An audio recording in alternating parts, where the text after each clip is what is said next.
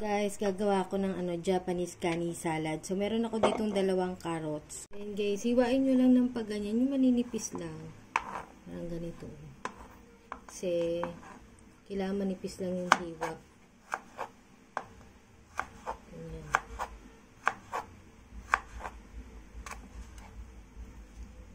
Manipis. Ayan guys. Tapos, ayan guys, pipino. Hindi ko na siya babalatan. Ayan guys, 2 pipino. Hatiin sa gitna kasi tatanggalin yung buto niya. Kutsarain nyo na lang. Pakalakatan na yung buto mo. Gaganon nyo na scrape nyo lang ganun.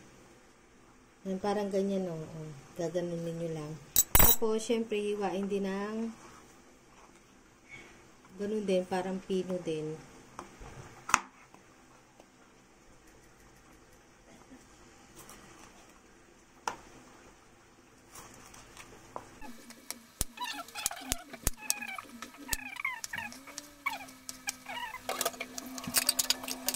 Sige, so, nahiwa ko na. Sunod naman yung crab stick. Ayan. Binabad ko to sa, hot water. Then, na siya. Tapos, kailangan din natin ng isang kernel corn. I-drain nyo lang kasi may tubig siya. So, ayan. Mamaya ko na siya i-mix kapag lalagyan na yung sauce.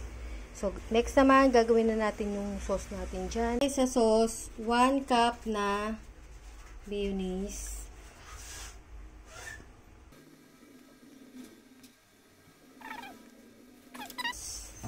Kailangan natin ng 1 tablespoon na sesame oil. Medyo marami kasi yung ating gulay. Kaya, marami yung ating sauce. Tapos, 1 tablespoon na calamansi juice. Yung calamansi na lang, piniga.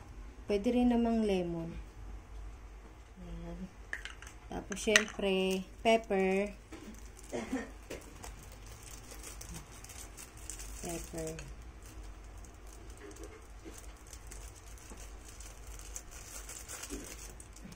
Ayan, isa lang muna siguro. Ayan, mix lang natin.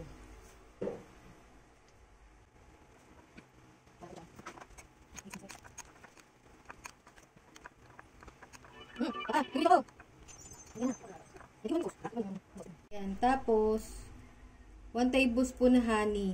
Kung walang honey, asukal, pero tansyahin nyo na lang kung gaano kadami lalagay nyo. Masarap kasi pag medyo manamis-namis.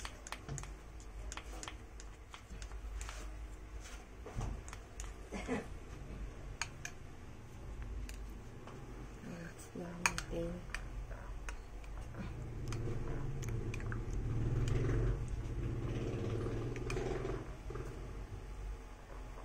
Yung iba kasi nilalagyan ng mangga.